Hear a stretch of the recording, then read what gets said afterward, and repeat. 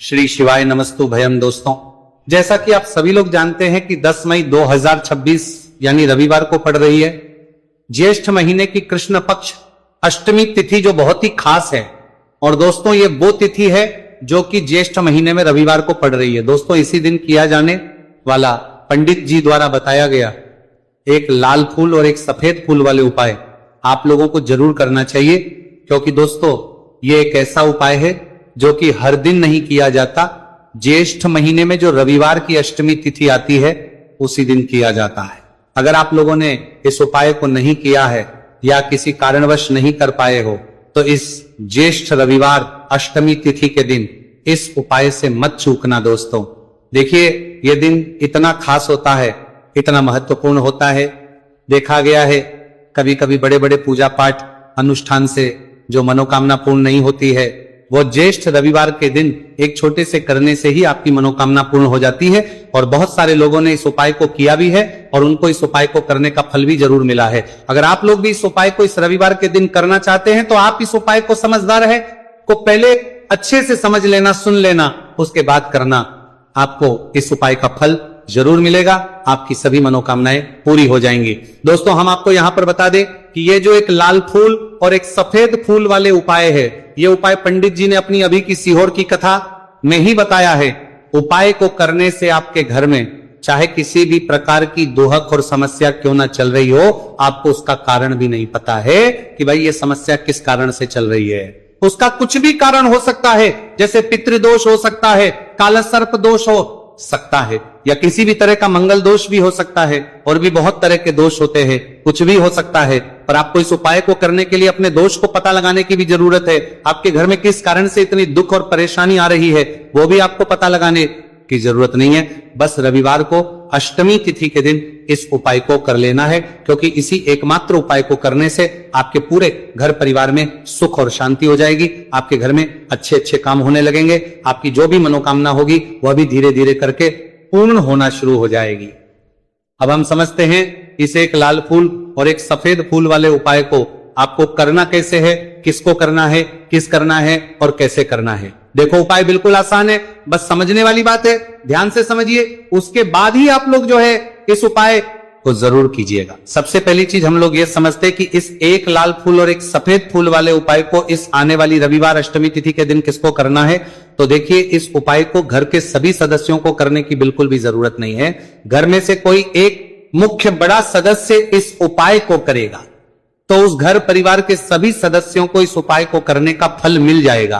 पर वो बड़ा सदस्य कौन होगा, कौन व्यक्ति इस उपाय को करेगा, तो यहां पर देखिए हम आपको बता दें, घर की जो बड़ी माताएं बहनें होंगी, घर की बड़ी माताओं बहनों में से कोई भी एक माता बहन इस वाले उपाय को कर सकती है अपने पूरे घर परिवार के लिए। घर में सभी सदस्यों को इस उपाय को करने की जरूरत नहीं है। मात्र घर की जो माताएं बहनें हैं उनमें से कोई भी एक माता बहन इस वाले उपाय को करेगी तो उसके घर परिवार के पूरे सदस्यों को इस उपाय का फल मिलेगा। अगर किसी कारणवश माताएं बहनें घर में उपस्थित ना हो या वो इस उपाय को ना कर रही हो, कुछ दिक्कत हो, तो भाई उस जगह पर फिर घर का कोई बड़ा व्यक्ति भी इस उपाय को कर सकता है। माताओं बहनों के कहने का मतलब यह था कि माताएं बहनें घर की लक्ष्मी होती है। जब घर की लक्ष्मी कोई उपाय करती है तो निश्चित ही भगवान शिव जी जल्दी प्रसन्न होते हैं और उपाय का फल में बहुत जल्दी और बहुत बड़ा करके भी यहां पर देते हैं। तो आप लोग ये बात समझ गए होंगे। अब हम ये बात समझते हैं कि इस वाले उपाय को हमें करना किस समय है। एक लाल फूल और एक सफेद फूल वाले उपाय को हमें अष्टमी तिथि के दिन करना की समय है। तो देखिए, इस उपाय को करने का जो समय है, सुबह का समय भी है और शाम का समय भी है। अब देखिए, यहां पर हम मुख्य रूप से सुबह का समय नहीं बोलेंगे, क्योंकि देखिए ये जो अष्टमी तिथि है और आप सभी लोग जानते हैं रविवार अष्टमी तिथि के दिन का प्रदोष काल का मतलब शाम का जो समय होता है ना, इस दिन भगवान शिव जी का सबसे प्रिय दिन होता है। तो आप लोग इसे एक लाल फूल एक सफेद फूल वाले उपाय को सुबह के समय भी कर सकते हो और शाम के समय प्रदोष काल में भी कर सकते हो। सुबह के समय अगर कर रहे हो तो 10 या फिर 11 बजे तक भी अगर उपाय करोगे तो भी आपको उपाय का फल मिलेगा। वही अगर शाम के समय कर रहे हो तो इस दिन जरूर शाम के समय का ध्यान रखना कि शाम के 6 बजे से लेकर 7 बजे के बीच में अगर आप इस उपाय को कर सकते हो तो बिल्कुल कर लेना, पूरी कोशिश करना। पर अगर किसी कारणवश इस समय के बीच में ना कर पाओ तो रात 8 बजे तक भी अगर आप उपाय को करोगे तो आपको उपाय का फल जरूर मिलेगा। ये बात आपको समझ आ गई कि आप इस उपाय को सुबह और शाम दोनों समय कर सकते हो। मतलब करना आपको एक ही समय है, घर में से किसी एक ही बड़े व्यक्ति को करना है, एक ही बार इस उपाय को करना है, दोनों समय नहीं करना है। आपको जो समय अच्छा लगे आप उस समय पर इस वाले उपाय को कर सकते हैं। तो चलिए जानते हैं इन विशेष उपायों के बारे में। लेकिन उससे पहले जो भी मेरे भाई मेरी प्यारी बहनें आज चैनल पर पहली बार आए हैं या मेरी आवाज आज पहली बार सुन रहे हैं, अगर आप भी महादेव के सच्चे भक्त हैं तो वीडियो को लाइक और वास्तविक जानकारी चैनल को सब्सक्राइब जरूर कर लें और कमेंट बॉक्स में लिखें हर हर महादेव। देखो अब सबसे पहली बात आती है कि इस उपाय को हमें करना किस लिए है। जैसा कि हमने अभी आपसे बोला कि इस उपाय को करने के बाद आपके जीवन में बहुत सारी खुशियां आएंगी, आपकी मनोकामनाएं पूर्ण होंगी, आपकी धन की समस्या दूर होगी, आपकी पैसों की समस्या दूर होगी। अब देखिए, अगर आप लोग सोच रहे हो कि भाई हमें अपना घर बनाना है पर घर बनाने के लिए पैसा नहीं है, हमें गाड़ी लेना है पर गाड़ी लेने के लिए पैसा नहीं है, हमें जमीन लेना है पर जमीन के लिए पैसों की कमी पड़ रही है, अगर ऐसी ही दिक्कत परेशानी या किसी भी तरह की धन से जुड़ी हुई समस्या या पैसों से जुड़ी हुई समस्या अगर आपके जीवन में चल रही है तो ये उपाय निश्चित ही आपके जीवन में बहुत सारे फल ला कर दे सकता है। इसीलिए अगर आपके घर में बहुत ज्यादा दिक्कत समस्या परेशानी चल रही है, धन से जुड़ी हुई पैसों से जुड़ी हुई धन की बहुत ज्यादा कमी आ रही है, पैसों की आवक नहीं हो रही है, तो भाई आप लोगों को इस वाले उपाय को जरूर करना चाहिए। घर में से किसी एक भी भव्य व्यक्ति को अब इस उपाय में करना क्या है वो सबसे पहले हम लोग जान लेते हैं। उपाय की सामग्री हम लोग सबसे पहले जानते हैं कि इस उपाय में किस किस चीज की आवश्यकता पड़ेगी। तो देखिए, उपाय का नाम तो एक लाल फूल और एक सफेद फूल वाला उपाय है, पर इस उपाय में कुल मिलाकर 4 सामग्री हमें लगने वाली, जो कि पंडित जी ने खुद सीहोर वाली कथा में बताया है, और जो हम आपको उपाय बताते हैं वो पंडित जी द्वारा बताए गए होते हैं, अलग से हम कुछ भी नहीं बताते। तो यहां पर हम लोग समझते हैं कि इस उपाय की सामग्री क्या है। तो देखो, उपाय की जो सामग्री है वो 4 सामग्री है, जिसमें से सबसे पहली सामग्री है एक बेलपत्र। देखो बेलपत्र क्या होती है, बेलपत्र जो शिव की शिवलिंग पर चढ़ती है। दूसरी चीज है एक शमीपत्र, शमीप्र शिवलिंग पर ही चढ़ता है।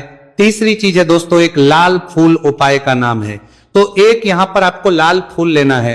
अब ये लाल फूल कौन सा लेना है, देखो शिवलिंग के ऊपर जो लाल फूल चढ़ता हो उनमें से कोई भी एक लाल फूल पसंद कर लेना, और वो कहीं से तोड़कर या कहीं से खरीद कर लेकर आना और उस लाल फूल को उपाय में प्रयोग कर लेना। उसके बाद में एक सफेद फूल, सफेद फूल का विशेष रूप से ध्यान रखना, जो सफेद फूल शिवलिंग पर चढ़ता हो सिर्फ वही सफेद फूल लेकर आना, इसके अलावा कुछ मत लेकर आना, लेकिन केतकी का मत लेना। तो एक एक मात्रा में ही आपको ये चारों सामग्री चाहिए, एक बेलपत्र, एक शमीपत्र, एक लाल फूल और एक सफेद फूल। ये चारों सामग्री आप लोग तैयार करके रख लें।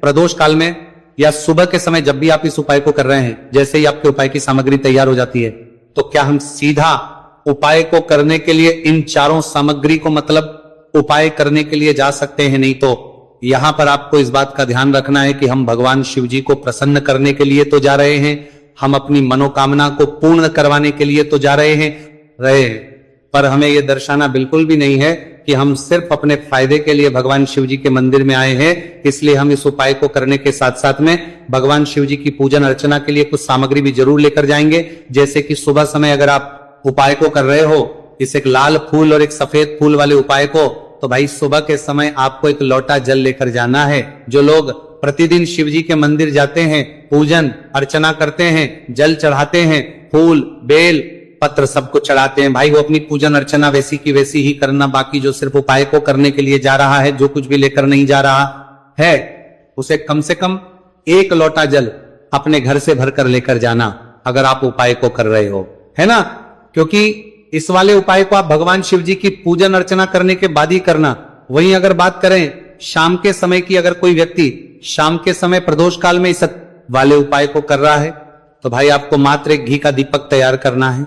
ये बात हम हमेशा बोलते हैं, शाम के समय प्रदोष काल में कोई कर रहे हो ना, तो दीपक का विशेष महत्व होता है। रविवार, अष्टमी तिथि, दिन का प्रदोष काल में जो भी व्यक्ति दीपक जलाता है ना, भगवान शिव जी के मंदिर में भाई उसके जीवन से सारी दुख और परेशानियां भी दूर होती हैं।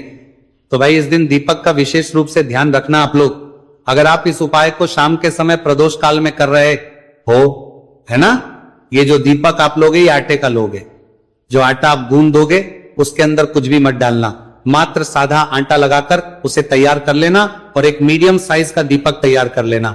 दीपक ना ज्यादा छोटा हो ना ज्यादा बड़ा हो, है ना। उसके बाद में दीपक आपका तैयार हो जाए तो इसके अंदर जो बत्ती रखोगे वो गोल बत्ती रखोगे। देखो गोल बत्ती भी दो तरह की होगी, एक बाजार की और एक घर वाली। तो कोशिश करना अपने घर में जो रुई रखी हुई है उस रुई से आप लोग एक गोल बत्ती अपने हाथों से बनाओ।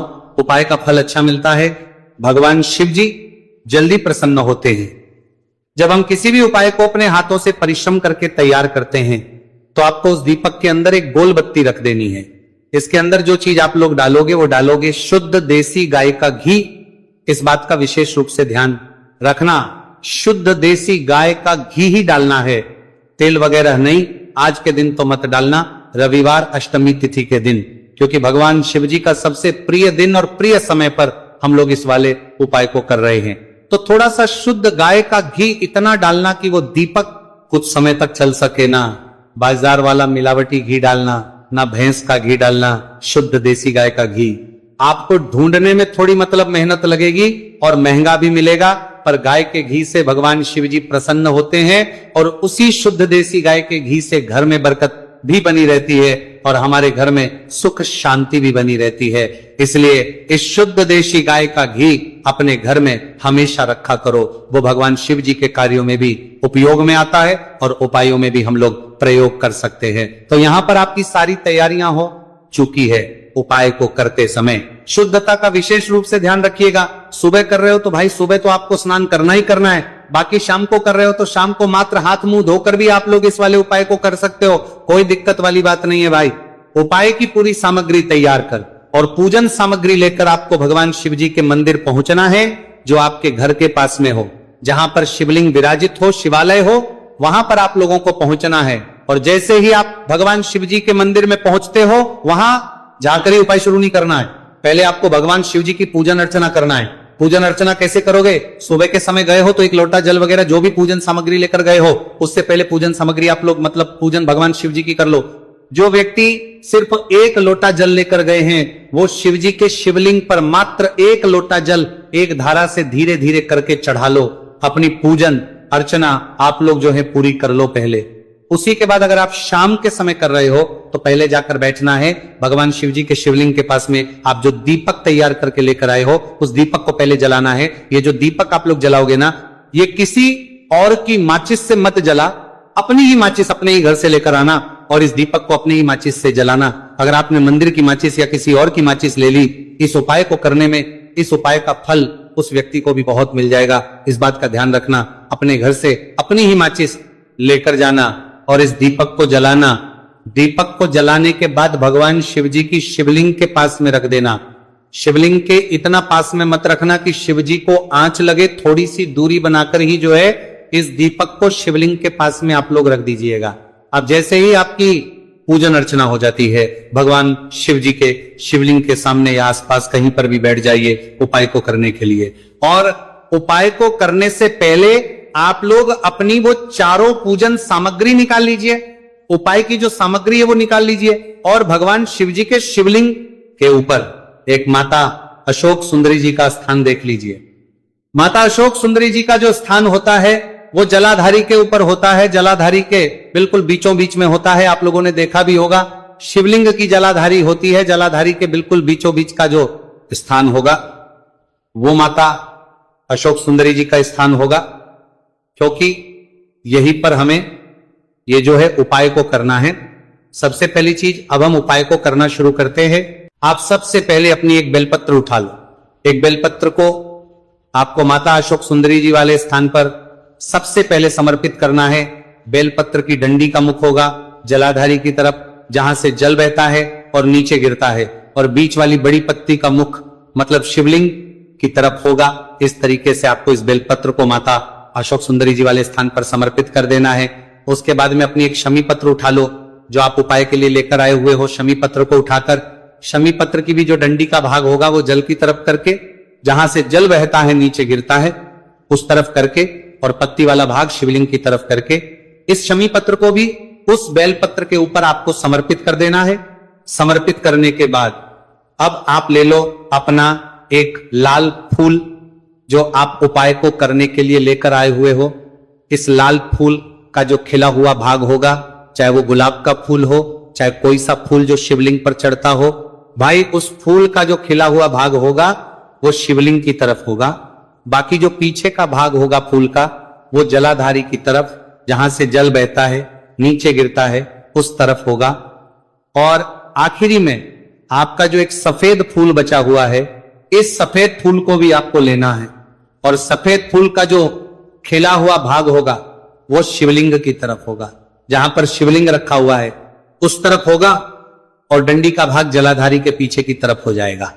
मतलब जो जहां से जल बहता है और नीचे गिरता है, जब आप एक बेलपत्र, एक शमी पत्र और एक लाल फूल, एक सफेद फूल चढ़ा रहे हो, तो उस समय आप लोगों को कांता भगवान या कांता चक्र का नाम लेते हुए ही जो है इस उपाय को करना है और भगवान शिव जी और नारायण जी का स्मरण करते हुए ही इस उपाय को आपको करना है।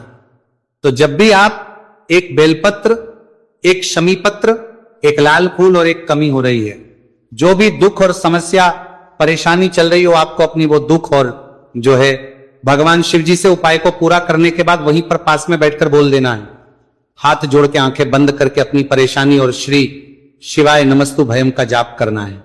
दोस्तों, आज हमने इस वीडियो में कुछ उपाय बताए हैं जो आपको करने हैं। अगर आपको वीडियो अच्छी लगी हो तो वीडियो को 1 लाइक और चैनल को सब्सक्राइब जरूर करें। हर हर महादेव।